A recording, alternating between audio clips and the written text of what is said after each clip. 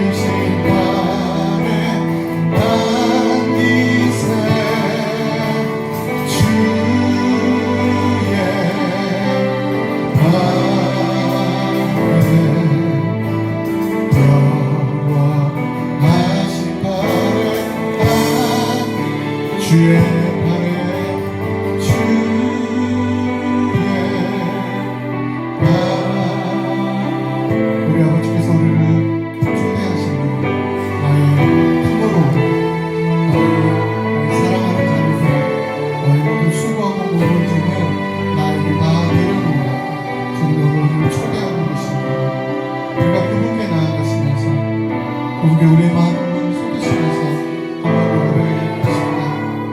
주의 팔에 주의 팔에 그 크신 팔에 당기세 주의 팔에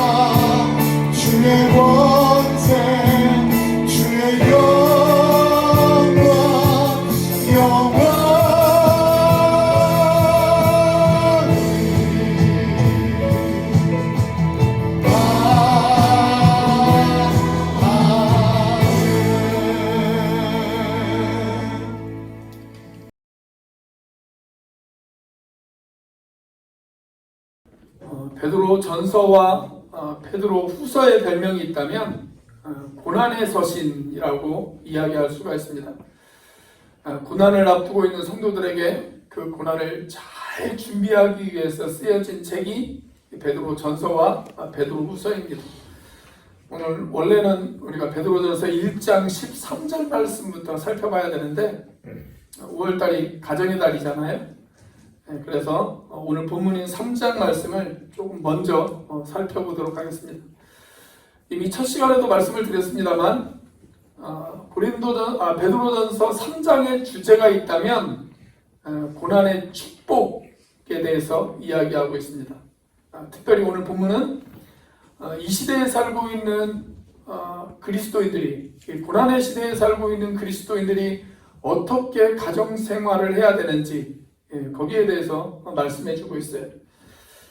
우리가 앞으로 살펴보겠지만 베드로전서 2장 마지막 부분에 보면 그리스도인들이 사회 한복판에서 그들이 어떻게 생활해야 하는지 거기에 대해서 가르쳐 주고 있습니다. 그래서 한 5월 마지막 주일 정도가 아마 될 것 같은데 그때 설교의 제목은 슬기로운 사회생활입니다. 슬기로운 사회생활. 자, 그리고 이제 3장으로 들어서면서 상황은 가정의 상황으로 바뀝니다. 가정 중에서도 특별히 부부 생활을 강조하고 있습니다. 자, 고난이 왔을 때 믿는 그리스도인들은 어떻게 부부 생활을 해나가야 하는가? 거기에 대해서 가르쳐주고 있어요. 여러분, 특별히 고난이 왔을 때 부부 중에서 남편과 아내 중에서 누가 더 고난의 짐을 짊어질까요? 지금도 마찬가지지만 사도 베드로가 살아가던 이 당시에 고난이 찾아오면 아내들이 고난의 짐을 짊어지는 경우가 훨씬 더 많았습니다. 지금도 뭐 완벽하다고 할 수는 없지만 우리가 과거에 비해서 여기 계신 우리 자매님들의 인권이 많이 좋아진 것은 사실이죠. 그렇죠? 근데 베드로가 살던 이 시대의 여성들의 인권은 그야말로 형편이 없었습니다. 심지어 로마에는 이런 말도 있었습니다. 아내는 빌려주어도 돈은 빌려주지 말아라. 그런 말도 있었어요. 그러니까 지금 이 시대에 우리 자매님들이 태어난 것이 얼마나 감사한 일입니까? 우리 옆에 앞뒤에 자매님들이 앉아 계시면 이렇게 한번 인사해 보겠습니다. 지금 태어나신 것이 축복입니다. 한번 인사해 보겠습니다. 지금 태어나신 것이 축복입니다. 자, 여성들의 인권이 그리 좋지 않았던 시대였기 때문에 고난이 찾아오면 가장 어렵고 힘든 사람 역시 누구였냐면 여성들이었어요. 아내들이었습니다. 자, 오늘 본문 말씀을 보시면 고난의 시대, 고난을 당하고 있는 아내들을 향한 말씀이 1절부터 6절까지 기록되어져 있습니다. 그리고 7절 한 구절은 남편들을 향해서 이야기하고 있습니다. 자, 그런데 베드로가 1세기 당시 아내와 남편들을 향해서 이 편지를 쓰면서 먼저 축복을 이야기해요. 그리고 그 축복을 받기 위한 조건을 이야기합니다. 영적인 축복을 이야기하고 그 영적인 축복을 받기 위해서는 이런 조건을 갖추어야 한다 라고 그렇게 이야기를 하고 있습니다. 그러니까 고난이 오면 고난으로 끝나는 것은 아니라는 거예요. 그 고난 속엔 반드시 축복도 온다. 아내에게도 마찬가지고 남편에게도 마찬가지입니다. 고난이 끝나면 그 고난 뒤에는 축복이 있다. 그런데 그 축복을 누리기 위해서는 우리가 반드시 이런 조건을 갖추어야 한다. 거기에 대해서 이야기합니다. 자, 먼저 아내를 향한 말씀을 우리가 한번 살펴보도록 하겠습니다. 자, 아내를 향한 약속된 축복이 있어요. 그 약속된 축복이 뭘까요? 남편의 구원입니다. 남편의 구원. 아내를 향한 영적인 약속된 축복. 그것이 뭐냐면 남편의 구원이에요. 자, 그런데 동시에 거기에는 명령된 조건이 하나 있어요. 남편의 구원을 위해서 너희들이 이런 조건을 갖춰야 된다. 자, 그 조건을 무엇을 이야기하고 있습니까? 아내가 남편에게 순종하라 라고 이야기합니다. 순종하라. 자, 그것이 바로 1절 말씀이죠. 자, 1절 말씀 같이 한번 읽어보겠습니다. 시작. 아내들아, 이와 같이 자기 남편에게 순종하라. 이는 혹 말씀을 순종하지 않는 자라도 말로 말미암지 않고 그 안에 행실로 말미암아 구원을 받게 하려 함이니. 자, 여기 보면 혹 말씀을 순종하지 않는 자 라고 그렇게 나와 있죠. 그 옛날 개역 한글 성경에는 어떻게 번역을 해놨냐면 도를 순종하지 않는 자, 그렇게 번역을 해놨어요. 쉽게 말하면 무슨 말입니까? 복음을 순종하지 않는 자, 복음을 듣고 그 복음 앞에 순종하지 않는 자, 복음을 들었어요. 그런데 그 복음 앞에 자기 자신을 순종하지 않아요. 그러니까 이 사람은 어떤 사람입니까? 불신자죠. 믿지 않는 남편을 가리켜서 이야기하고 있습니다. 자, 그런 남편을 구원하기 위해서 무엇보다도 필요한 것이 뭐냐? 순종이다라는 거예요. 남편에 대한 순종이다. 그러면 왜 순종해야 될까요? 세 가지 중요한 이유가 있습니다. 남편에게 순종해야 되는 세 가지의 중요한 이유. 자, 남편을 구원하기 위해서 아내들이 순종해야 하는 세 가지의 중요한 이유. 첫 번째는 그것이 주님의 명령이기 때문에 그렇습니다. 주님의 명령이기 때문에 그렇다. 여러분, 우리를 가장 잘 아시는 분이 누구일까요? 우리를 가장 잘 아시는 분은 우리를 만드신 분이죠. 우리를 만드신 분이 우리를 가장 잘 알아요. 우리를 만드신 분만큼 우리에 대해서 잘 아는 분은 없습니다. 자, 그런데 우리를 만드신 그 하나님께서 남편을 그 가정의 리더로 세우셨습니다. 리더로. 어떤 공동체든 리더는 있어야 되잖아요. 그 공동체가 어떤 공동체든 그 공동체에는 분명히 리더가 필요합니다.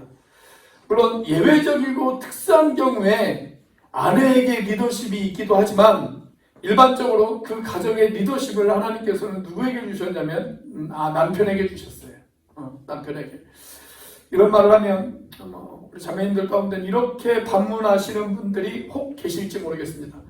아니, 하나님은 차별하지 않는 하나님이신데 왜 남자와 여자를 차별하셔서 여자가 남자에게 순종하라고 그렇게 이야기하십니까? 그렇게 이야기하시는 분들이 혹 계실지 모르겠습니다. 그런데 그것은 성경을 오해한 것입니다. 여러분, 누군가 공동체를 대표할 사람은 필요하지 않겠어요? 어떤 공동체는 그 공동체를 대표할 사람이 필요하잖아요. 그리고 그 대표할 사람으로 하나님께서 남편을 세우셨다는 것이지 남편이 더 우월하고 아내는 우월하지 않다. 이것이 아닙니다. 성경은 그것을 말하고 있지 않아요.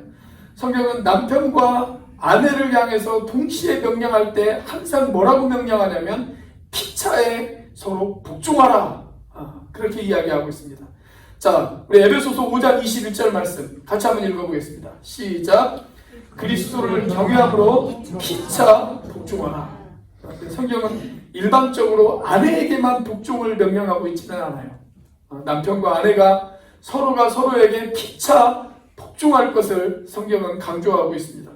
자, 그런데도 불구하고 성경에 보면 아내의 순종을 훨씬 더 많이 이야기하고 있습니다. 왜 그럴까요? 아까도 말씀드렸던 것처럼 우리가 누군가를 그 공동체의 리더로 세웠다면 그 리더의 말을 잘 따라야 되지 않겠습니까? 그래야 리더의 리더십이 세워질 수가 있어요. 리더의 말을 잘 따라줘야 그 리더의 리더십이 세워질 수가 있습니다. 여러분, 이 리더십이라고 하는 말은 두 개의 단어가 합쳐져서 된 합성어이죠. 리더라고 하는 말과 쉽이라고 하는 말이 합쳐져서 되어졌습니다. 쉽이라는 것이 뭐예요? 배죠, 배. 바다에 떠다니는 배를 말합니다.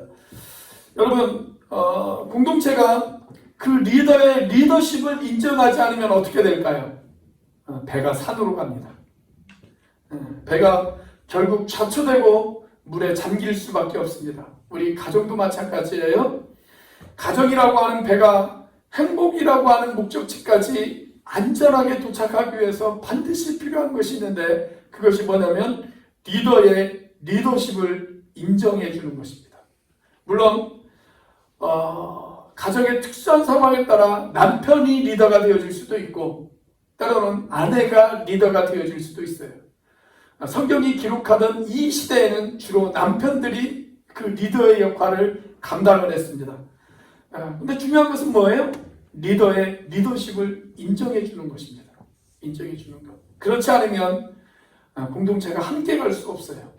함께 갈 수 없습니다. 그런 의미에서 아내가 남편에게 순종하는 것, 그것이 바로 주님의 명령이다. 때에 따라서는 아내가 그 가정의 리더라면 아내의 그 리더십을 인정해 주는 것도 필요하고, 남편이 리더라면 남편의 리더십을 인정해주고 순종해야 된다. 바로 그 말씀입니다. 자, 남편에게 순종해야 하는 이유 두 번째, 아내의 순종은 아름다운 단장이기 때문에 그렇습니다. 아내의 순종이 아름다운 단장이기 때문에 그렇습니다. 여러분, 아내의 순종은 아내 자신의 가장 아름다운 인격적인 단장이다라고 그렇게 이야기할 수가 있어요. 베드로는 그것을 가리켜서 뭐라고 이야기하냐면 마음의 단장, 혹은 속사람의 단장, 그렇게 이야기를 하고 있습니다. 자, 3절입니다. 3절 말씀 같이 한번 읽어보겠습니다. 시작. 너희의 단장은 머리를 꾸미고 금을 차고 아름다운 옷을 입는 외모로 하지 말고. 자, 일반적으로 우리 자매님들이 외출하기 위해서 단장을 하죠. 오늘 또 이 자리에 여러분들이 오시기 위해서 아침부터 일찍 일어나 단장을 하지 않으셨습니까? 다 단장하고 왔잖아요. 자, 그런데 자매들이 외출하기 위해서 단장할 때 대표적인 세 가지를 여기에서 소개하고 있어요. 뭡니까? 첫 번째는 뭐예요? 머리를 꾸며요. 머리를 꾸밉니다. 그 다음에 두 번째는 뭐냐면 액세서리를 답니다. 목걸이, 귀걸이, 팔찌, 뭐 이런 액세서리를 달아요. 자, 그리고 마지막 세 번째로 뭐예요? 옷을 입어요. 옷을 계절마다 사는데 왜 계절마다 입을 옷이 없다고 하는지는 모르겠지만 아무튼 옷을 입어요. 옷을 입습니다. 자, 이런 단장들은 지금 무엇을 위해 단장하는 거예요? 겉사람을 위해서 단장하는 거예요. 자, 그런데 여기 보면 뭐라고 기록되어 있냐면 이런 것들을 하지 말고 그렇게 기록되어 있습니다. 이런 것들을 하지 말고. 그래서 얼핏 읽으면 성경은 외모를 단장하는 것, 그것을 금지하는 것처럼 그렇게 오해하실 수도 있습니다. 그런데 이런 겉사람의 단장도 필요하죠. 필요해요. 그걸 하지 말라는 게 아니에요. 이런 겉사람의 단장도 필요합니다.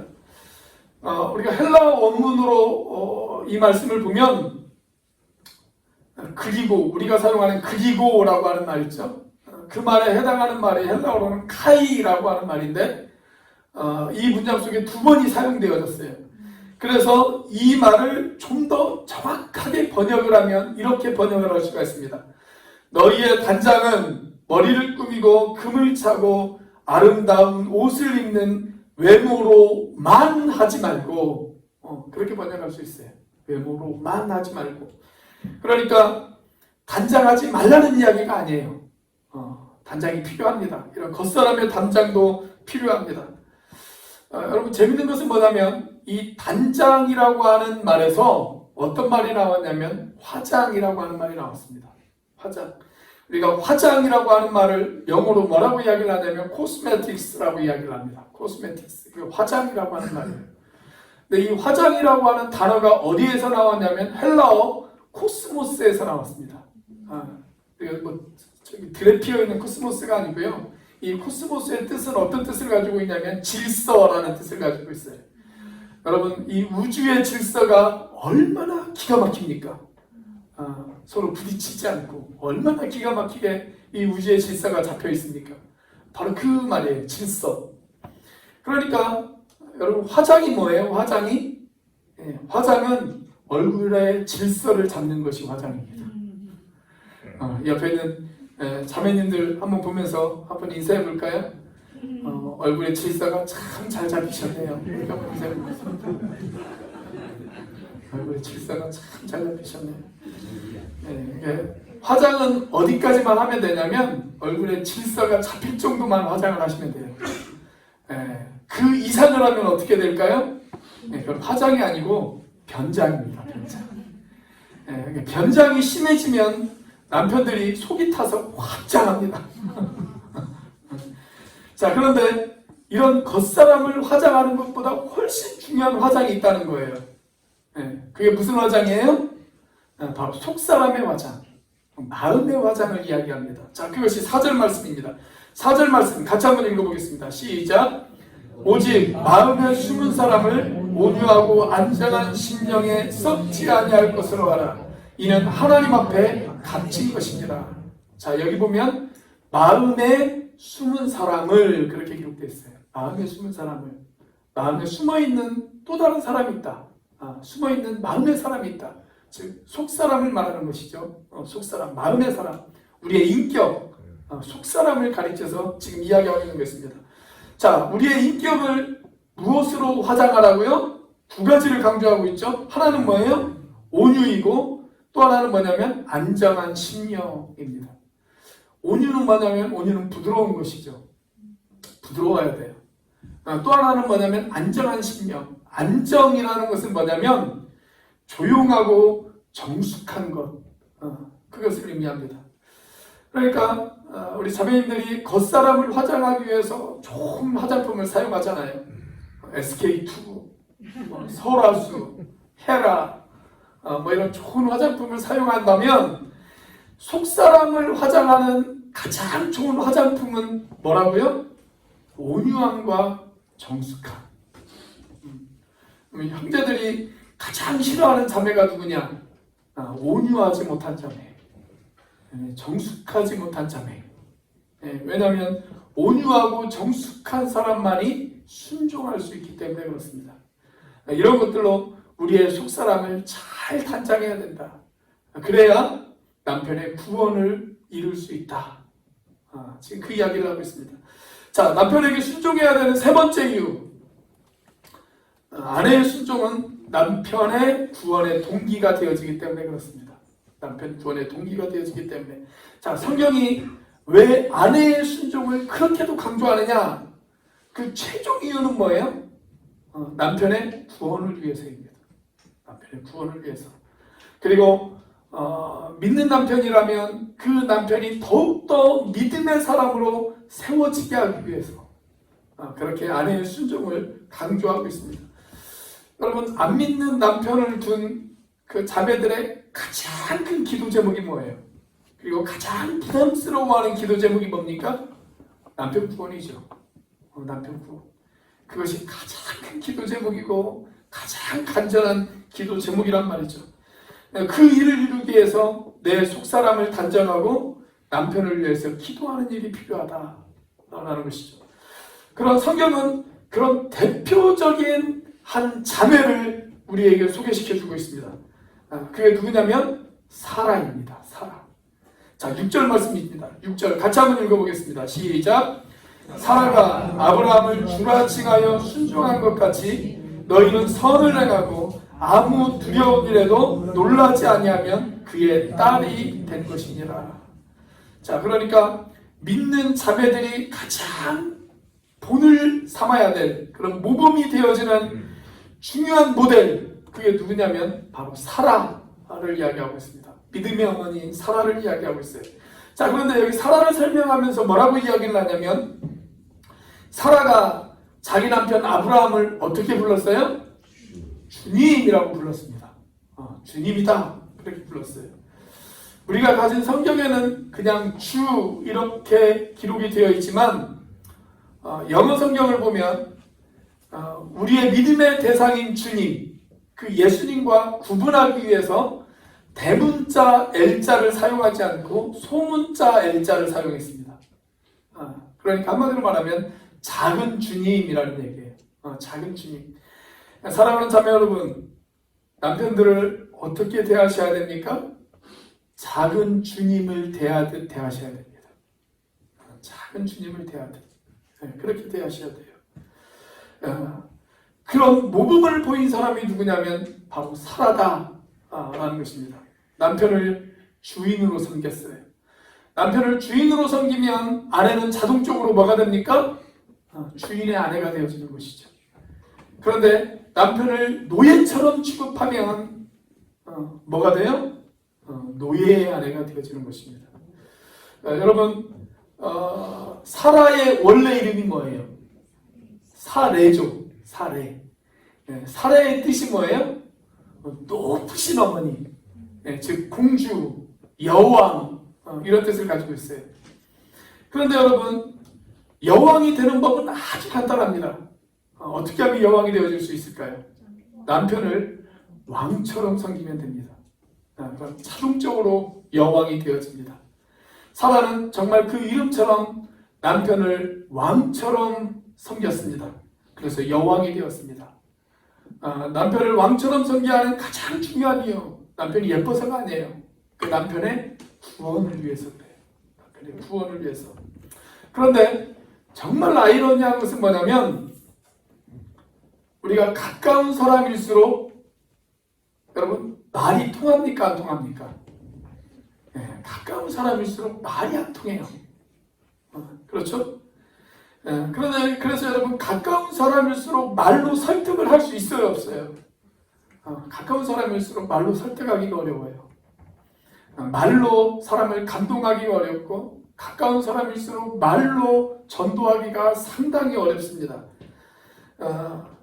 그럼 어떻게 그 사람을 설득할 수 있을까요? 태도로 설득할 수 있어요. 우리의 태도가 바뀌어야 돼요. 말로 설득하려고 하지 말고 태도로 설득하려고 해야 됩니다. 자, 이미 베드로는 그 사실을 1절에서 이야기하고 있습니다. 자, 베드로 전서 오늘 우리가 읽은 3장 1절 말씀을 보면 뭐라고 기록되어 있어요? 복음 앞에 순종하지 않는 남편이라 할지라도, 복음 앞에 순종하지 않는 남편이라 할지라도 무엇으로 말미암지 않고? 말로 말미암지 않고. 말로 설득이 안 된다는 거예요. 말로 설득하기가 어렵다. 그럼 무엇으로 설득해야 됩니까? 아내의 행실로 말미암아 구원을 받게 하려는 것이다. 그렇게 이야기하고 있습니다. 여러분도 전도해 보셔서 아시겠지만, 나와 별로 상관이 없는 사람에게는 말로 전도할 수 있어요. 그런데 나와 가까운 사람들에게 말로 전도하는 것은 상당히 어렵습니다. 말로 전도하면 그걸 잔소리로 생각한단 말이죠. 그 말에 감동을 받지를 않아요. 아유, 그냥 우리 엄마, 우리 아빠, 아이고 내 남편, 내 아내 맨날 하는 이야기지. 그렇게 생각을 합니다. 어떤 부인이 자기 남편을 전도하고 싶었대요. 이 남편은 교회도 안 나오고, 가끔 한번 교회 나오면 맨 뒷자리에 앉아서 그냥 꾸벅꾸벅 졸고만 있고, 그러니까 이 남편을 구원하고 싶었어요. 이 남편이 정말 예수 믿고 같이 신앙생활을 했으면 참 좋겠다. 믿음의 가정을 세웠으면 참 좋겠다. 그런 소망이 있었습니다. 그래서 남편이 집에 오기만 하면 어떤 행동을 했냐면 설교 방송을 다 틀어놓는 거였어요. 설교 방송. 자, 이렇게 드라마를 보고 있다가도 남편이 퇴근해서 집에 들어오면 얼른 채널을 바꿨습니다.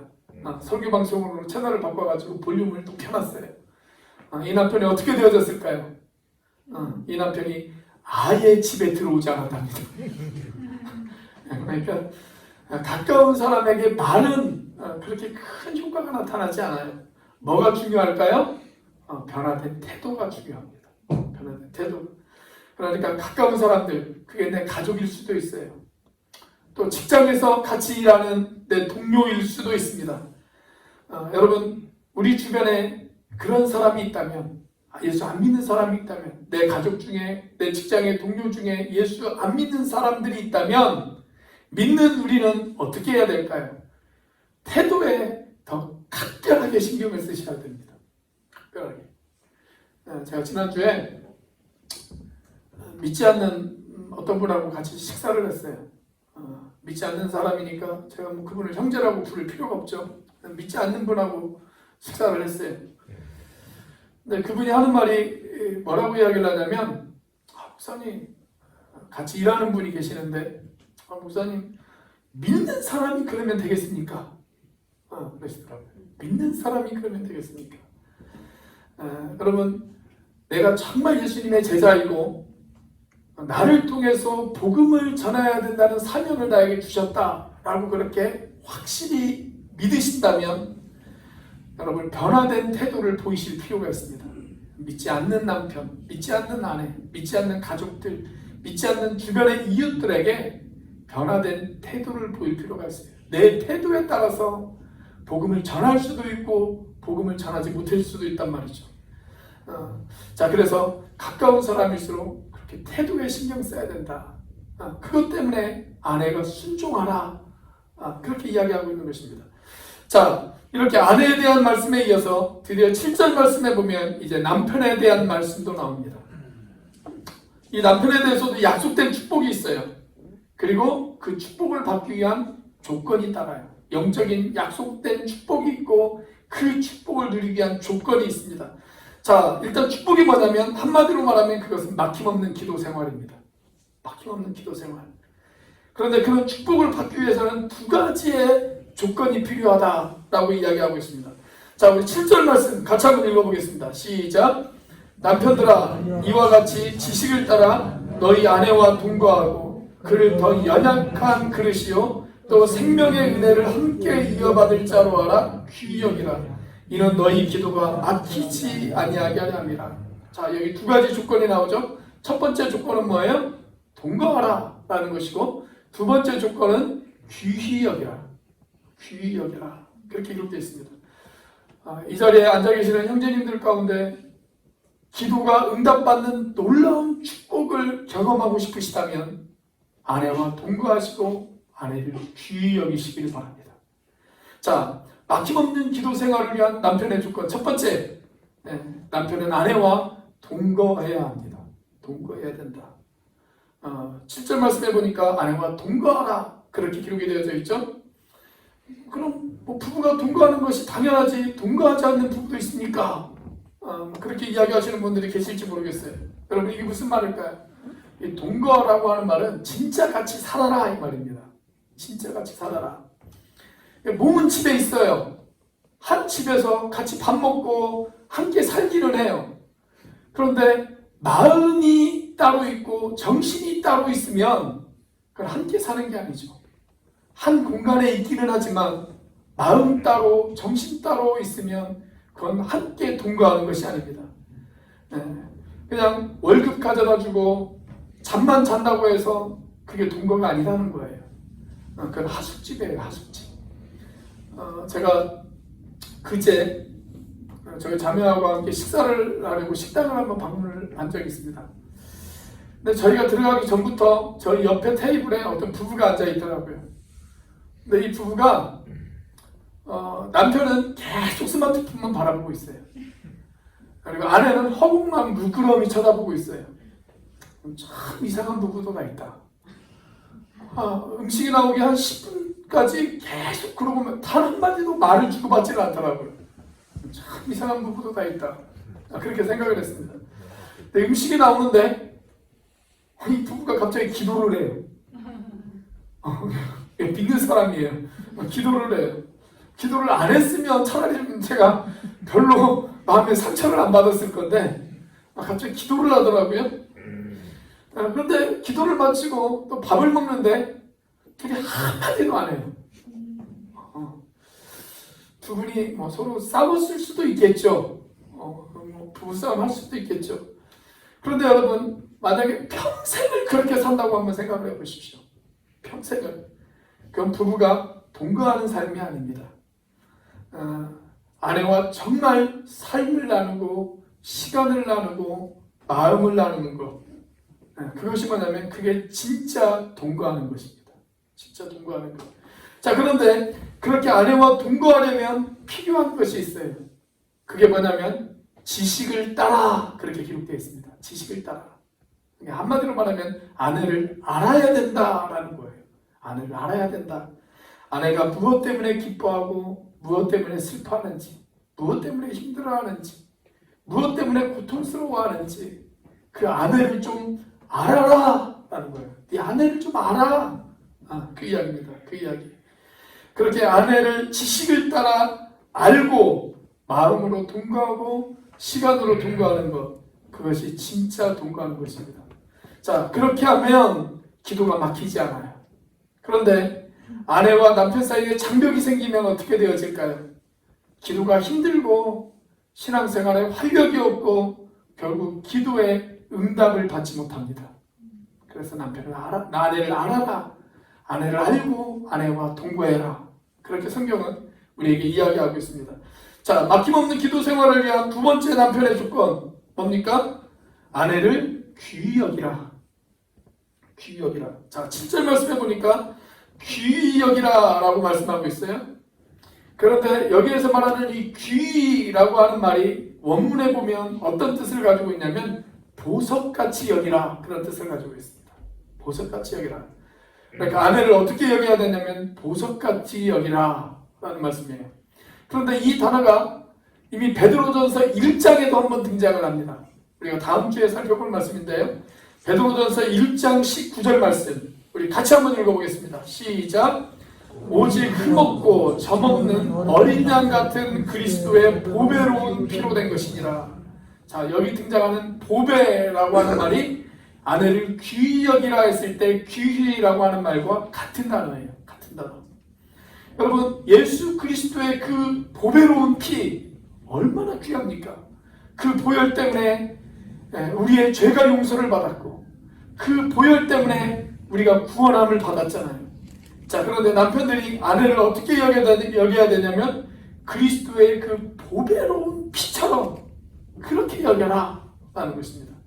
자, 그런데 남편이 아내를 보석처럼 귀하게 여겨야 되는 두 가지의 이유가 있어요. 하나는 신체적인 이유 때문이고 하나는 영적인 이유 때문입니다. 자, 신체적인 이유 뭘까요? 아내가 연약한 그릇이기 때문에 그렇습니다. 연약한 그릇이기 때문에. 자, 연약한 그릇이라고 해서 이 말은 우리 자매님들을 무시하는 말이 아니에요. 여러분, 새로 만든 그릇 잘 깨지지 않죠? 새로 만든 그릇은 잘 깨지지 않아요.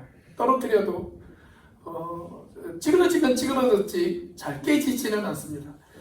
그런데 잘 깨지지 않는다고 해서 그 그릇이 비싼 그릇은 아니에요. 오히려 어떤 그릇이 비쌉니까? 흙으로 만든 좋은 도자기, 돈 차이나 같은 거. 그런 건 연약한 그릇이지만 훨씬 더 비쌉니다. 그런데 이렇게 비싸다고 해서 그 그릇을 함부로 다루면 어떻게 될까요? 깨집니다. 비싼 그릇일수록 잘 깨져요. 그런데 깨질 때 어떻게 깨져요? 요란한 소리를 내면서 깨집니다. 그래서 여러분, 아내라는 연약한 그릇이 깨지면 집안이 요란해집니다. 그래서 그렇게 요란하면 여러분 기도가 되겠어요? 기도가 안 되죠. 기도가 안 돼요. 그래서 귀히 여기라는 것입니다. 그래서 귀히 여기라. 아내가 깨지지 않도록. 그 아내가 깨지면 우리의 기도가 막힌단 말이죠. 그래서 그 아내를 귀히 여길 줄 알아라. 자, 아내를 귀하게 여겨야 되는 영적인 이유도 있어요. 영적인 이유. 그게 뭘까요? 생명의 은혜를 함께 이어받을 자이기 때문에 그렇습니다. 자, 이 땅에서도 남편과 아내는 생명을 함께 이어받았어요. 그런데 믿는 남편과 믿는 아내는 이 땅에서뿐만이 아니라 우리가 영원토록 하늘의 생명을 함께 누리잖아요. 그러니까 그 아내를 믿음의 동역자로 여기고 그 아내를 귀히 여기라. 함께 생명을 이어받을 자로 알고 귀히 여기라. 그렇게 이야기하고 있습니다. 사랑하는 우리 오늘교회 형제자매 여러분, 정말 복된 부부는 어떤 부부가 복된 부부일까요? 함께 말씀을 읽고 묵상하는 부부, 서로가 서로를 위해서 함께 기도해 주는 부부, 그리고 함께 예배할 수 있는 부부. 여러분, 이런 부부의 모습은 얼마나 귀하고 얼마나 아름답습니까? 만약 그런 남편, 그런 아내가 여러분들의 옆에 계시다면 감사하시길 바랍니다. 그리고 아직 내 남편이, 내 아내가 그런 남편, 그런 아내가 아니라면 오늘 이 말씀을 붙들고 기도하시는 저와 여러분들이 되시기를 주의 이름으로 축원합니다. 같이 기도하겠습니다. 우리 시간 함께 기도하기를 원합니다. 우리 자매님들은 하나님, 내가 순종하는 아내가 되기를 원합니다. 그래서 남편의 구원을 위해서, 또 이미 같이 신앙생활을 하고 있다면 그 남편을 영적으로 세워주는 그런 아내가 될 수 있도록 하나님, 나를 도와주옵소서. 그렇게 기도하시고요. 또 우리 형제님들은 아내를 연약한 그릇이고 또 생명의 유업을 함께 받을 자로 귀히 여기게 해달라고 그렇게 기도하시기 바랍니다. 또 혼자이신 분들이 계시다면 우리의 자녀들을 위해서, 우리의 자녀들이 그런 믿음의 가정, 그런 믿음의 아름다운 부부의 모습이 되어질 수 있게 해달라고, 또 그런 가정을 이루고 또 만들어갈 수 있게 해달라고 그렇게 기도하시기 바랍니다. 우리 시간 같이 한번 한 목소리로 하나님 앞에 기도하도록 하겠습니다. 같이 기도합니다. 할렐루야. 살아계시며 역사하시는 하나님 아버지, 감사합니다. 아버지 하나님, 이 시간 주님께서 함께 하시고 하나님 역사하여 주시옵소서. 아버지 하나님, 특별히 아버지 하나님, 정말 우리 오늘 이 속에 있는 우리 자매님들 하나님 축복해 주옵소서. 아버지 하나님, 남편의 구원을 위해서, 아버지 하나님, 남편을 영적으로 세우기 위해서, 아버지 하나님, 순종할 줄 아는 아버지 하나님, 그런 믿음의 자매들이 되어주시도록 하나님 역사하여 주시옵소서.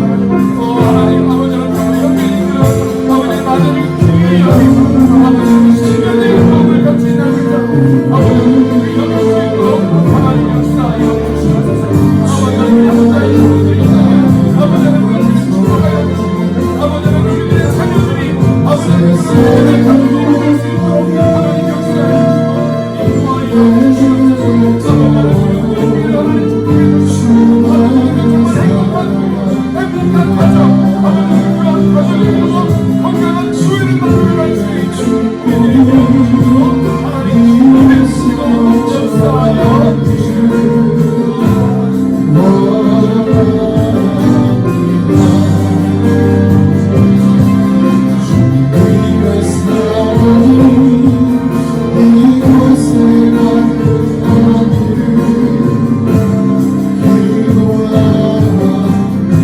주님의 사랑이 이곳에 가득하기를 기도합니다.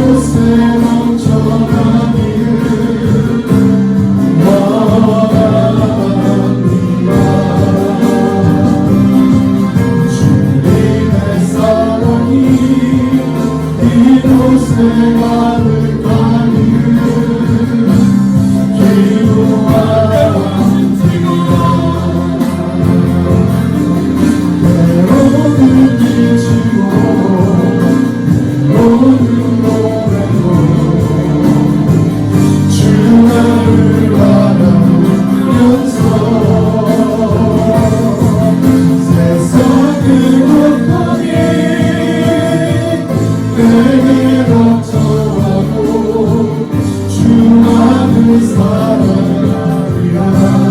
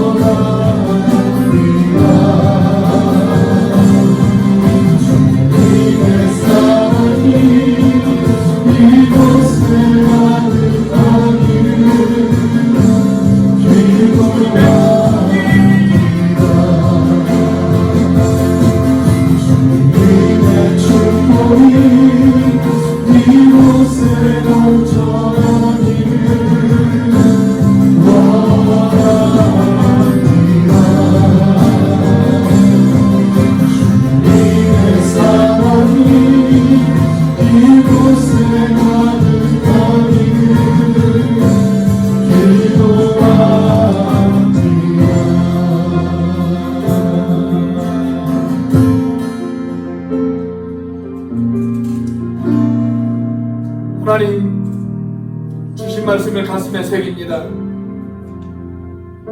5월 가정의 달을 맞이해서 하나님 우리의 가정들을 지켜주시고 보살펴 주시옵소서. 무엇보다도 우리의 부부가 하나님 앞에 아름답게 세워지는 하나님 그런 부부들이 되어질 수 있도록 인도하여 주시옵소서. 아내는 남편의 리더십을 인정하고 순종하게 하시고, 남편은 아내를 연약한 그릇이요 믿음의 유업을 같이 물려받을 동역자로 여겨 귀히 여길 수 있도록 인도하여 주시옵소서. 하나님 우리의 자녀들을 위해서도 기도합니다. 하나님 무엇보다도 우리의 자녀들을 하나님 축복해 주시고 믿음의 기초 위에서 잘 자랄 수 있도록 인도해 주시고, 우리의 자녀들이 인격적으로 주님을 만날 수 있도록 하나님 인도해 주시고, 그들의 인생이 하나님 앞에 기꺼이 드려질 수 있는 인생들이 되어질 수 있도록 축복하여 주시옵소서. 주님의 사랑이 우리 온누리교회에 있기를 원합니다. 주님의 은총이 우리 가운데 넘쳐나기를 원합니다. 주님의 평화와 기쁨이 우리들 가운데 함께 할 수 있도록 주님 도와주시옵소서. 이제는 우리를 위하여 십자가에 달리신 성자 하나님의 피 뿌리신 은혜와 그 독생자를 죽기까지 내어주신 성부 하나님의 사랑과 지금도 그 사랑을 깨닫게 하시고 우리를 인도하시는 성령 하나님의 교통하심이 오늘 주신 말씀에 순종하여 복된 가정을 이루기를 소망하는 우리 온누리교회 형제자매들 머리 위에 지금부터 영원까지 함께 하시기를 간절히 축원하옵나이다.